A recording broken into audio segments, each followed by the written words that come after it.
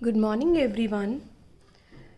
Now we will continue chapter Financial Statements of Not for Profit Organization. I am repeating some important items relating to NPO. कुछ हमने कर लिए थे but हम फिर से चलते हैं बेटा एक बारी. सबसे पहले आता है सब्सक्रिप्शन. ये एक मेन सोर्स ऑफ इनकम है एनपीओ की. बेटा सब्सक्रिप्शन ये रिसीट एंड पेमेंट अकाउंट है. रिसीट एंड पेमेंट अकाउंट के डेबिट साइड आ रही होगी और आपने प्रीवियस वीडियो में देखा यहाँ प्रीवियस ईयर की भी आ जाती है, करंट ईयर की भी आ जाती है और नेक्स्ट ईयर की भी आ जाती है ना बेटा. अब इसमें से आपको रिसीट एंड पेमेंट गिवन होगा क्वेश्चन में, जैसे आपको ट्रायल बैलेंस गिवन होता था ट्रेडिंग P&L बनाने के लिए. इसमें से जो करंट ईयर वाली सब्सक्रिप्शन है ना, वो इनकम एंड एक्सपेंडिचर के क्रेडिट साइड आएगी. ये एक्सपेंडिचर, ये इनकम क्या लिखेंगे? By subscription. All right. Next आता है life membership fees. Life membership fees. अगर आपको ऑर्गेनाइजेशन का होल लाइफ के लिए मेंबर बनना है तो कुछ मेंबर्स क्या करते हैं बेटा, अपनी फीस लमसम में दे देते हैं once in their lifetime. बेटा ये बार बार नहीं देंगे तो कैसी रिसीट हुई? कैपिटल रिसीट हुई. All right. और कहाँ आ रही होगी? रिसीट एंड पेमेंट के डेबिट साइड, क्योंकि हमने डिस्कस किया था receipt and payment includes items of all nature, whether revenue or capital, of all period, whether of previous year, of current year or of coming year. तो यहाँ पर आ रही है लाइफ मेंबरशिप फीस. एक बार मैं आपको रिवाइज करा दूँ एक बात. Receipt and payment capital nature के प्लस रेवेन्यू नेचर के सभी रिसीट और एक्सपेंडिचर और of all period. But income and expenditure में रेवेन्यू नेचर के और सिर्फ करंट ईयर के. तो यहाँ पर रिसीट एंड पेमेंट में डेबिट साइड आ रहा है लाइफ मेंबरशिप फीस. बेटा ये कैपिटल नेचर का है. इनकम एंड एक्सपेंडिचर में क्या आता है? रेवेन्यू नेचर का. तो ये रिसीट्स कहाँ चली जाएंगी? Liability side of balance sheet, क्योंकि ये रिसीट आपको अपनी ऑर्गेनाइजेशन के लिए यूज़ करनी है. All right. थर्ड आता है और सब्सटीट्यूटली आप कैपिटल फंड में भी ऐड कर सकते हैं, both are same thing. Endowment fund. Endowment fund क्या होता है? कोई भी फंड जो कोई गिफ्ट है या कोई भी इनकम जो स्पेसिफिक पर्पस के लिए यूटिलाइज करनी है, जिसका पर्पस स्पेसिफिक है, तो वो एंडोयमेंट फंड में चला जाता है. ये एक कैपिटल रिसीट है क्योंकि परमानेंट इनकम देगा ये, तो ये इनकम एंड एक्सपेंडिचर में तो जाएगा नहीं. तो एंडोयमेंट फंड कहाँ जाएगा? Liability side of balance sheet. Rule बहुत सिंपल है. अगर रेवेन्यू नेचर है तो ही इनकम एंड एक्सपेंडिचर में रुकेगा, नहीं तो पास ऑन हो जाएगा बैलेंस शीट पे. नेक्स्ट आइटम आता है एंट्रेंस फीस. बेटा जो न्यू मेंबर्स आते हैं उनसे एनुअल सब्सक्रिप्शन ली जाती है, जिसे आप एंट्रेंस फीस कहते हैं. कुछ लोग इसे कैपिटलाइज कर देते हैं क्योंकि ये बार बार नहीं मिलेगी, रैकरिंग नेचर का नहीं है. बट एक और व्यू भी लिखा है कि आप इसे रेवेन्यू भी मान सकते हैं. तो थंब रूल क्या बता दिया कि अगर आपको क्वेश्चन में स्पेसिफाई है क्या कि इसे कैपिटलाइज कर दो, तो बेटा इसे बैलेंस शीट में ले जाओ. अगर स्पेसिफाई नहीं है, कुछ भी नहीं कह रखा, तो इनकम एंड एक्सपेंडिचर में आप क्रेडिट साइड इसे रिकॉर्ड कर लो. All right. तो ये थंब रूल आपको याद रखना होगा. एंट्रेंस फीस की हम एक इलस्ट्रेशन करते हैं. Come to illustration number 3. Third illustration पर आ जाओ. क्या गिवन है? How will you deal with the entrance fees while preparing the final accounts of New Delhi Sports Club for the year ended 31st March 2017. Case 1 क्या given है बच्चे? During the year entrance fees receive हुई है 120। बेटा कोई information given नहीं है, receipt and payment के डेबिट साइड में, मतलब रिसीट साइड पर आ रही है। अब मुझे ट्रीटमेंट किस में दिखाना है? इनकम एंड एक्सपेंडिचर में। तो ये मैंने क्या बनाया? Income and expenditure account. This one is income side, credit all income nominal account, and this one is expenditure side. क्या गिवन है? Entrance fees, nothing is mention. Thumb rule कहता है कि अगर कुछ मेंशन नहीं है तो एंट्रेंस फीस को कहाँ दिखा दो आप? इनकम एंड एक्सपेंडिचर के income side on the assumption कि ये रेवेन्यू रिसीट है। Alright, come to case number 2। Second case में क्या कहता है? During the year 16-17 entrance fees 120 आई, और ये पॉलिसी है कि आप एंट्रेंस फीस को रेवेन्यू रिसीट मानिए। अगेन अब स्पेशल ही कह दिया कि रेवेन्यू रिसीट मानिए। एक्सपेंडिचर इनकम तो आप कहाँ दिखा देंगे? Same as above, credit side of income and expenditure, entrance fees 1,20,000। तो इन्फॉर्मेशन नहीं है तो भी यही, और इन्फॉर्मेशन है रेवेन्यू रिसीट मानना है तो भी यही ट्रीटमेंट होगा। केस नंबर 3 क्या कहता है? During the year 16-17 entrance fees receive हुई है 120। ये पॉलिसी है फर्म की, उसे कैपिटल रिसीट मानना है। बेटा आप साफ कह दिया कैपिटल रिसीट मानना है, तो आप कैपिटल फंड में भी ऐड कर कर दिखा सकते हैं, या बच्चे आप सेपरेटली भी दिखा सकते हैं, दोनों में कोई डिफरेंस नहीं है। बैलेंस शीट की लायबिलिटी साइड कैपिटल फंड आ रहा होगा, उसमें ऐड कर दीजिए क्या? एंट्रेंस फीस, क्योंकि इसने बोला है set sum is to be capitalise, तो आपको क्या करना पड़ेगा बच्चे? ये कैपिटलाइज करना पड़ेगा। कैपिटलाइज करते ही आपको कहाँ ले जाना है? वो बैलेंस शीट में। Now come to case number 4। What is written? During the year 2016-17 entrance fees 120 आई। बेटा क्लब की पॉलिसी है कि 30% कैपिटलाइज कर दो। All right, now what about 70%? Absolutely correct, 70% का हम क्या मान लो? रेवेन्यू। तो यहाँ इनकम एंड एक्सपेंडिचर भी बनेगा और यहाँ पर बैलेंस शीट भी बनेगी। ऑल राइट, अब क्या बोला है? एंट्रेंस फीस कितनी है? 120।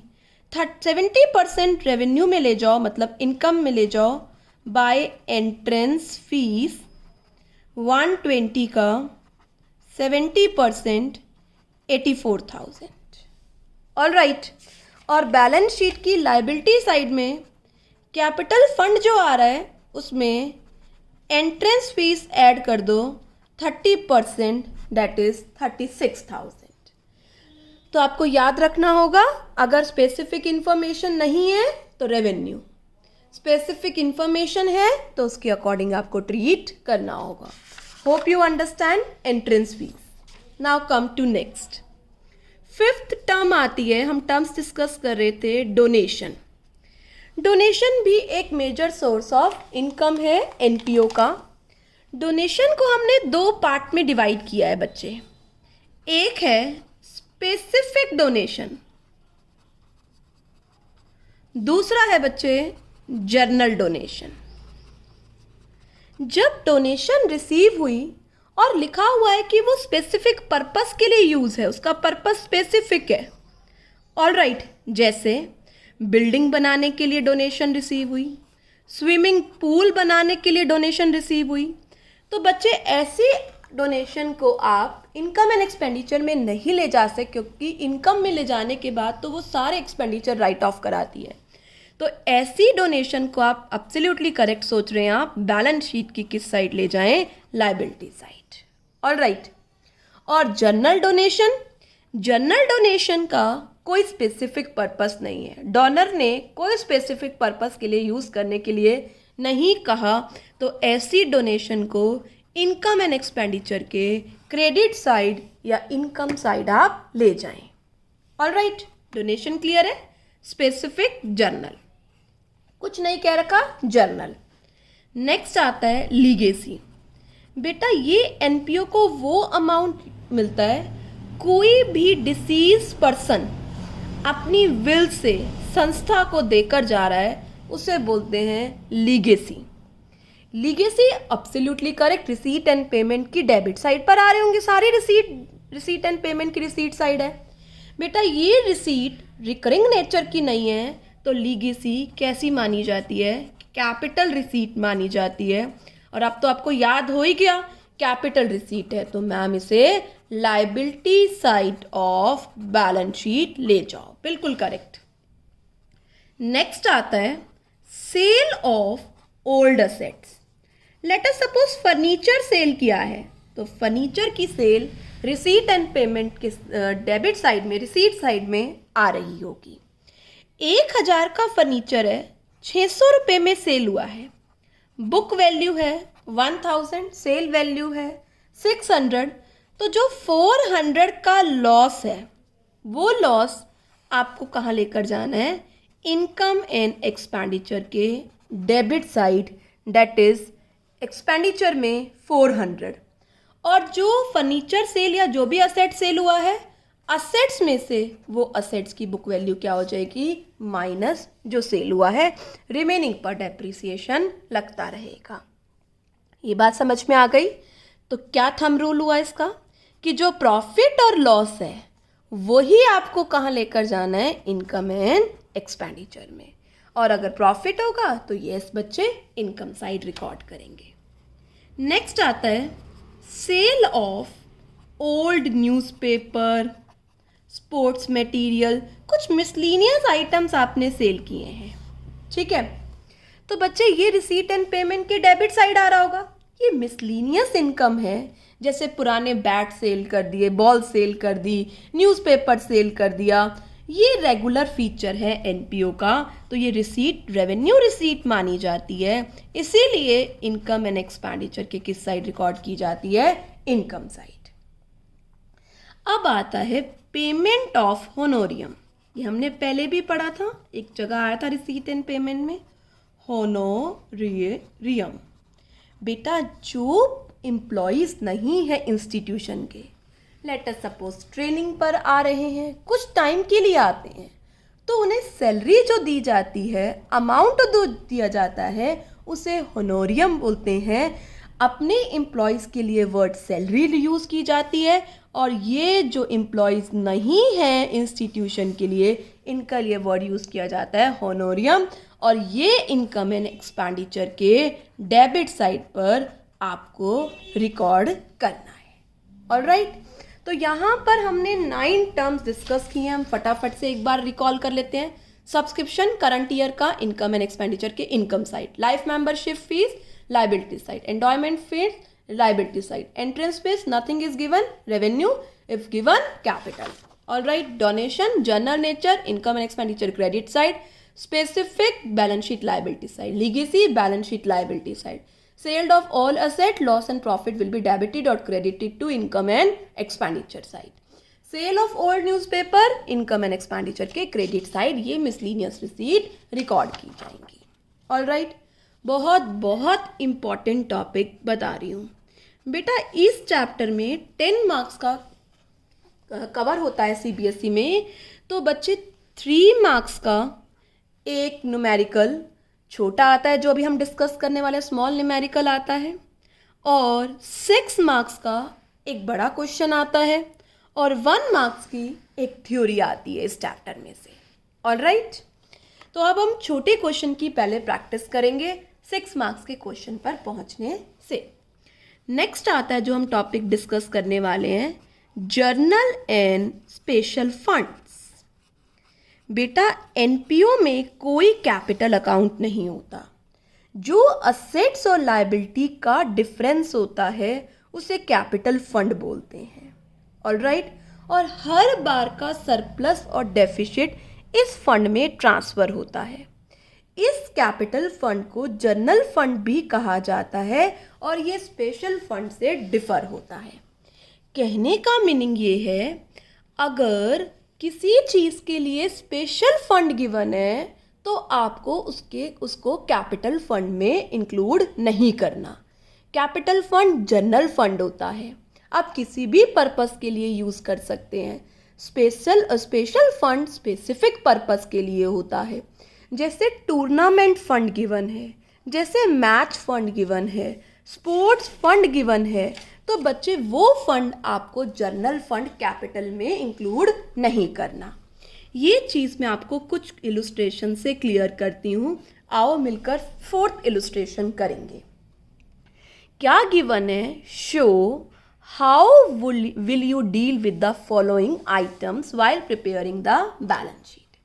बेटा यहाँ पर आपको स्पोर्ट फंड गिवन है, कुछ इन्वेस्टमेंट गिवन है, इंटरेस्ट गिवन है, donation for sport fund, sports prize awarded, expense of sport event. ध्यान से मेरी बात सुननी है। अगर किसी भी चीज़ के लिए स्पेसिफिक फंड गिवन है तो आप यहाँ देख रहे हो सब चीज़ें स्पोर्ट्स से रिलेटेड हैं और स्पोर्ट का फंड भी गिवन है, तो इससे रिलेटेड कोई इनकम और कोई एक्सपेंडिचर इनकम एंड एक्सपेंडिचर में नहीं जाएगा। तो कहाँ जाएगा? ये स्पोर्ट फंड में ही ऐड और लेस हो जाएगा।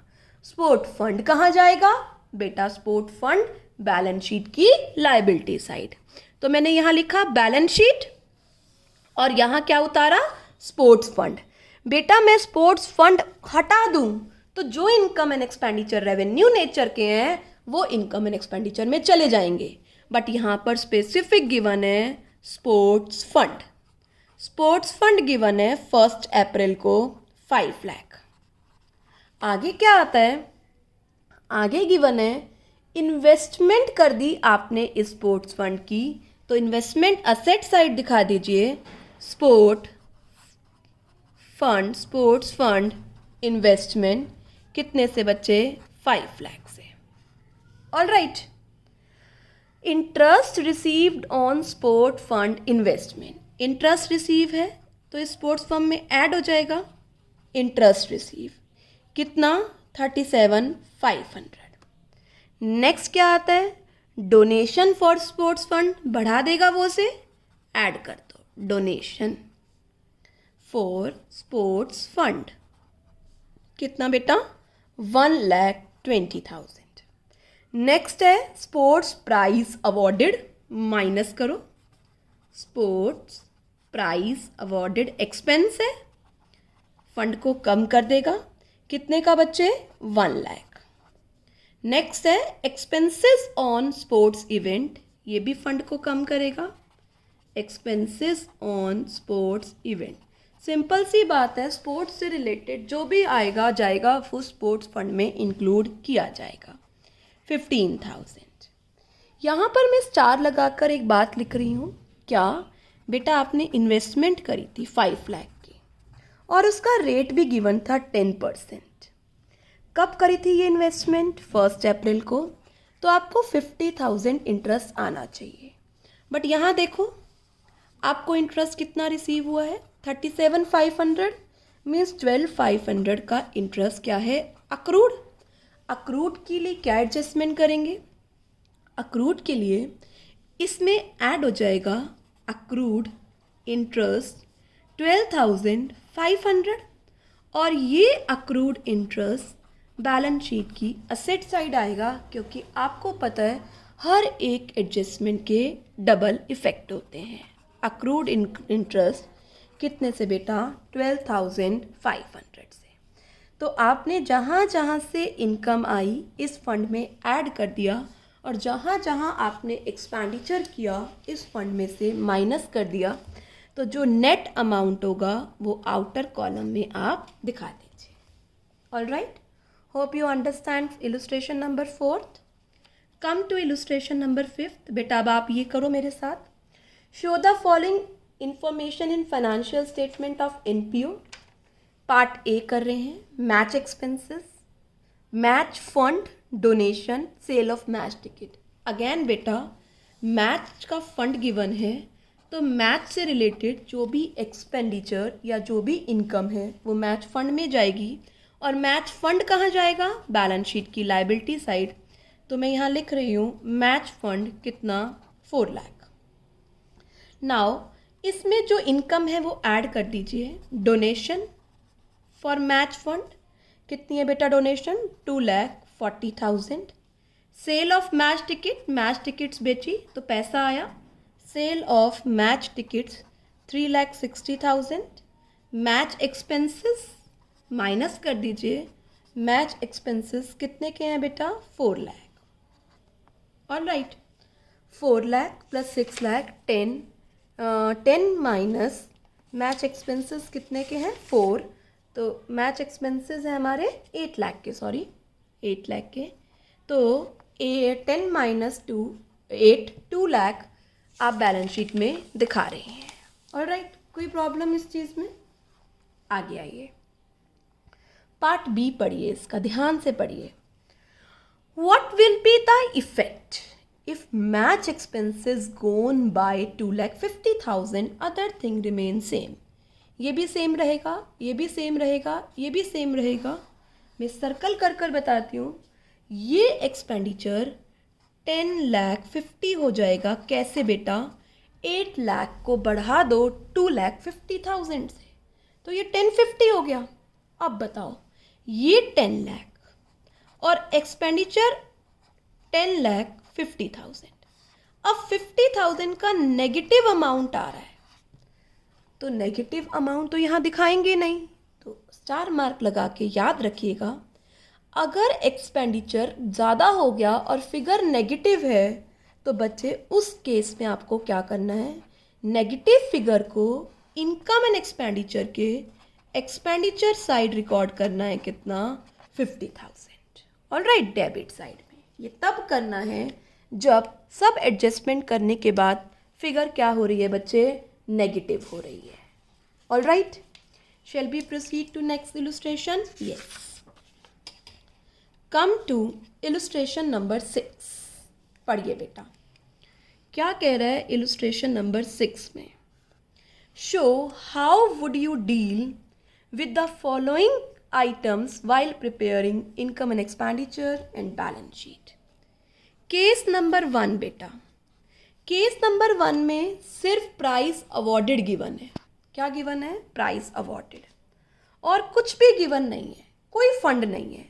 बेटा पहली बात तो सब केसेस अलग हैं, आपको एक केस दूसरे केस के साथ मर्ज नहीं करना है। सब केसेस आप सेपरेटली लेकर चलेंगे, ठीक है बेटा?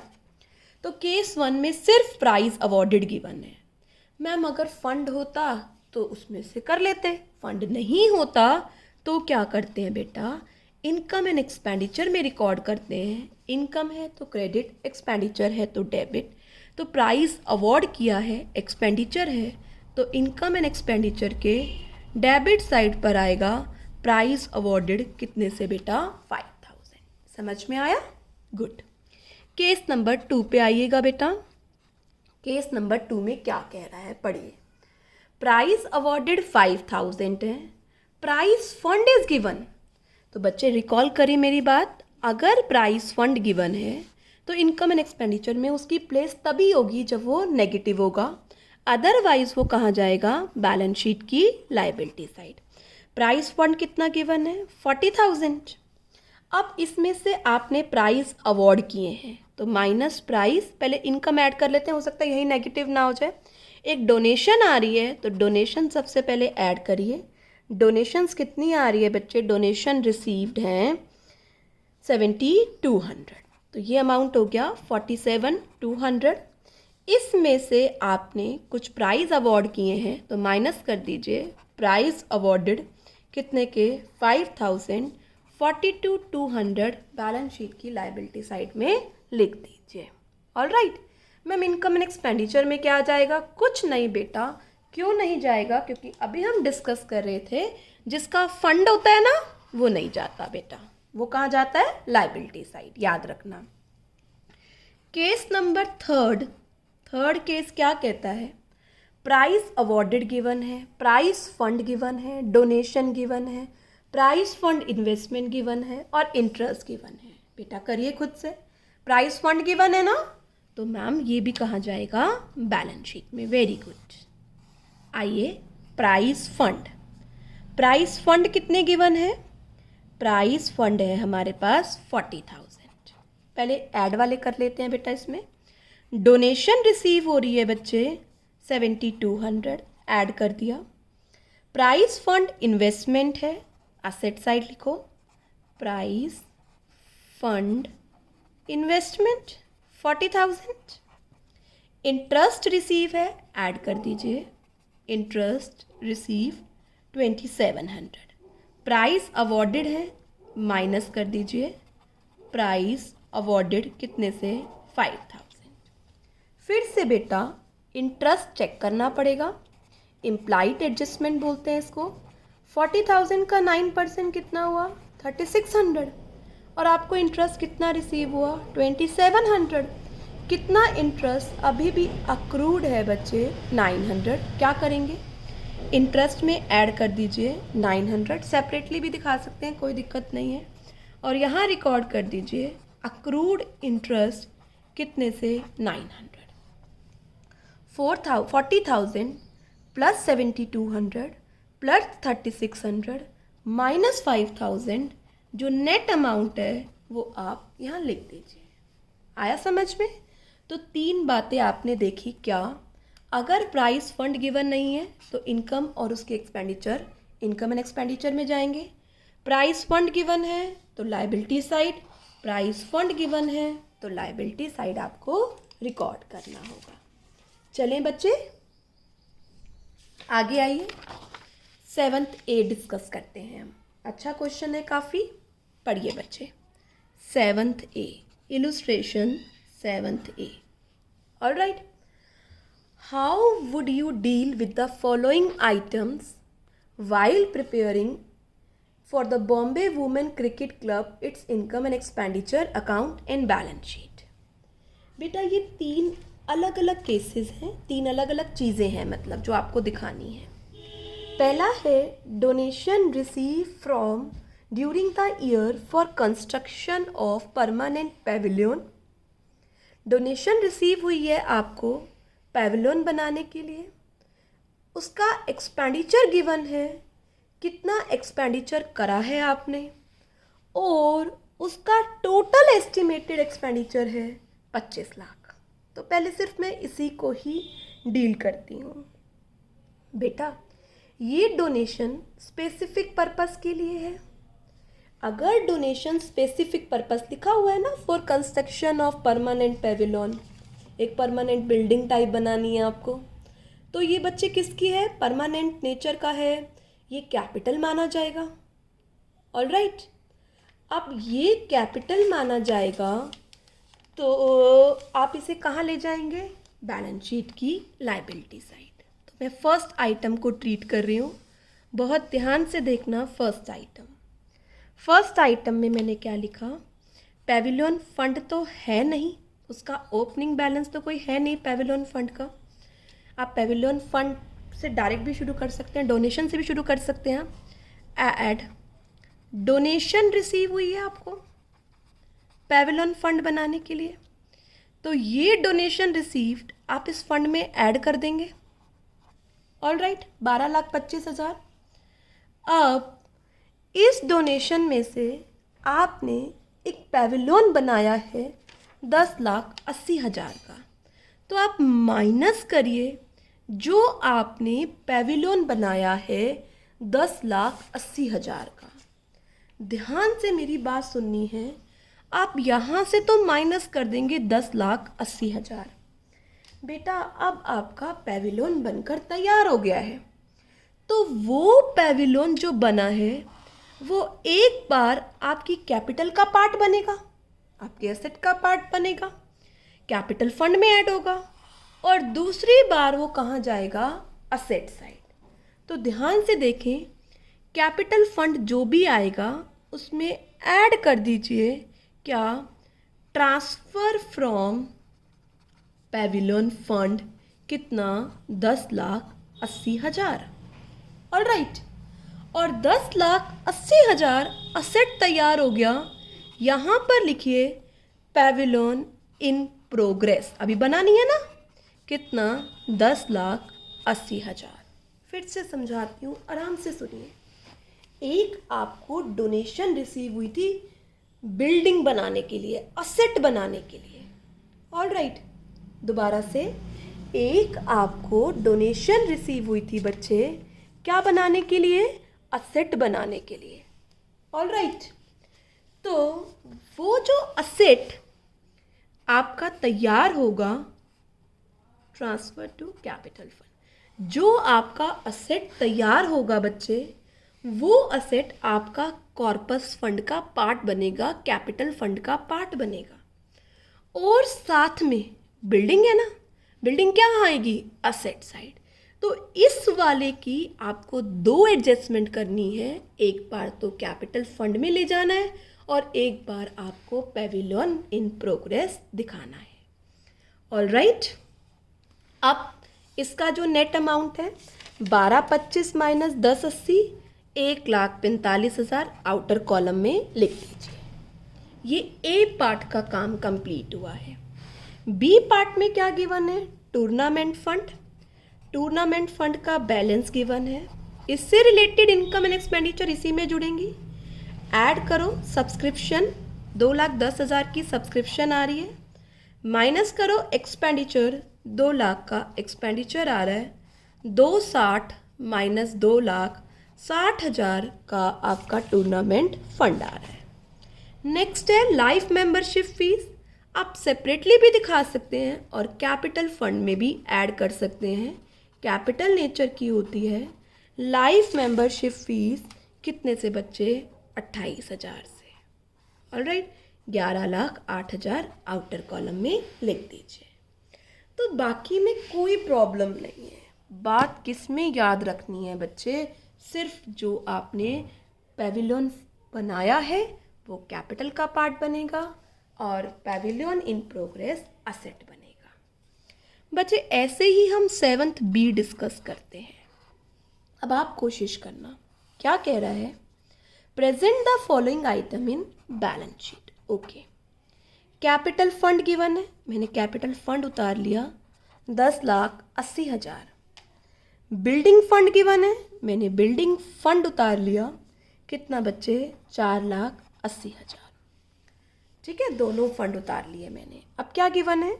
डोनेशन रिसीव फॉर बिल्डिंग, तो मैंने वो डोनेशन जो बिल्डिंग के लिए रिसीव हुई है वो इसमें ऐड कर लिया, कितने से? 6 lakh. 10% building fund investment, asset है, असेट साइड पर आ जाओ। 10% building fund investment 4,80,000। Interest receive on building fund investment, interest receive on building fund investment, yes, interest receive add कर दीजिए 48,000। ठीक है बेटा, अब ध्यान से फिर से पढ़िए।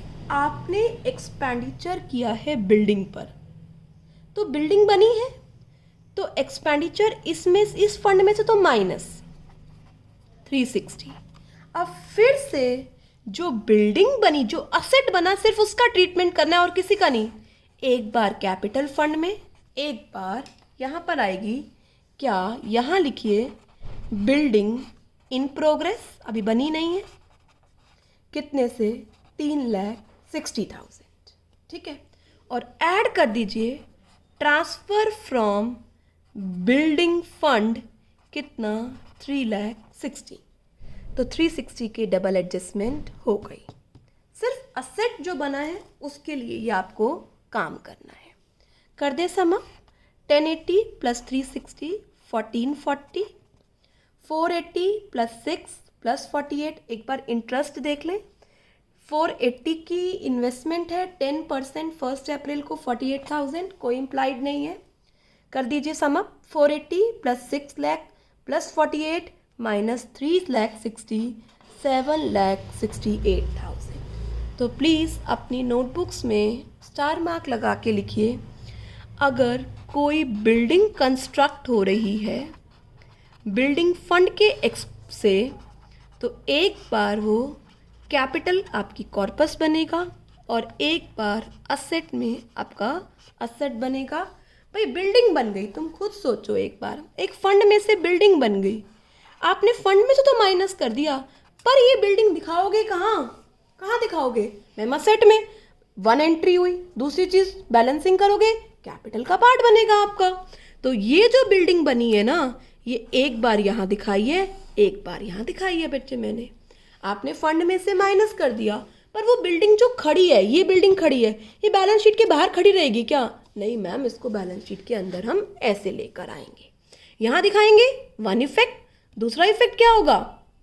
आप बिल्डिंग लेकर आते हैं बिजनेस में, याद करिए अपनी अकाउंटिंग ट्रांजैक्शन क्या करते हैं आप, assets is equal to liability plus capital. Building आती है तो असेट बनता है और क्या बनता है? कैपिटल बनता है। सेम चीज यहाँ पर फॉलो करी है मैंने। Hope you understand these transactions. Alright, अब आपको होमवर्क क्या करना है, ध्यान से सुनिए। आज हमने फंड से रिलेटेड सारी बातें करी हैं, तो आपको प्रैक्टिकल क्वेश्चंस में question number 1, question number 2, 3, 4, 5, 6, 7 up to 7 आज का होमवर्क है 1 to 7। कल हम बहुत ही इंपॉर्टेंट टॉपिक डिस्कस करेंगे, that is subscription. Alright, hope you understand the point. Goodbye, take care.